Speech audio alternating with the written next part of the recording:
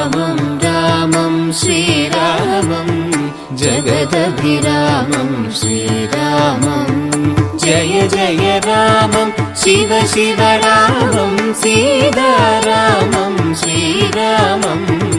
आत्मारामं श्रीरामम्